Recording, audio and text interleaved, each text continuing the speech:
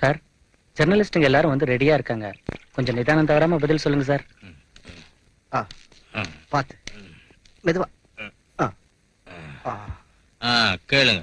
Minister sir, நடு ரோட்ல ஒரு பையன் தீ குளிச்சு செத்து போயிருக்கான். நீங்களும் மந்திரி மாணிக்க சாரும் அங்கதான் இருந்தீங்க. ஏன் அவனை தடுக்காம விட்டீங்க? அவனாட்டம் நிறைய பேர் செத்து போயிட்டு இருக்காங்க. அதுக்கு மந்திரி தான் காரணமா? ரோட்ல எருமை சாணி போட்டு அதையும் மந்திரி தான் எடுக்கணுங்கிறீங்களா?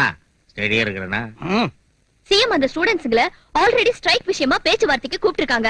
அதுக்கு முன்னால அந்த பையன் தீ குளிக்க வேண்டிய அவசியம் என்ன இருக்கு? பரீட்சையில ஃபெயில் ஆயிட்டான். அவர் ஃபர்ஸ்ட் கிளாஸ் ஸ்டூடெண்ட்ங்க. அதோட இப்ப பரீட்சையும் நடக்கலையே. நடக்கல. சரி, லவ்ல ஃபெயில் ஆயிட்டான்னு எழுதி விட்டுருங்க. என்ன பதில் சொல்றீங்கனோ, எந்த மாதிரி சூழ்நிலையில பேசுறீங்கனோ ஏதாவது தெரியுதா உங்களுக்கு? எதுக்கு பிரச்சனை? பப்ளிக்கா நாங்க எந்த உண்மையும் சொல்ல மாட்டோம்னு உங்களுக்கு தெரியும். தெரிஞ்சு ஏன் கேக்குறீங்க? விட அப்படியா? உங்க இஷ்டத்துக்கு என்ன வேணாலும் எழுதிங்க. பதவிக்காக நீங்க விளையாடுற அரசியல் ஆடுபுலி ஆட்டத்துக்கும் அர்ஜுன் தற்கொலைக்கும் சம்பந்தமே இல்லைங்கிறீங்களா? நீ சொல்றத பார்த்தா காந்திஜியை கோட்ஸை விட்டு நான் தான் கொல்ல வச்சேன்னு எழுதிருவ போல இருக்க. என்கிட்ட இதை விட அதிகமா சரக்கும் இல்ல, மேலிடத்திலும் பர்மிஷனும் இல்ல. நீங்க போயிட்டு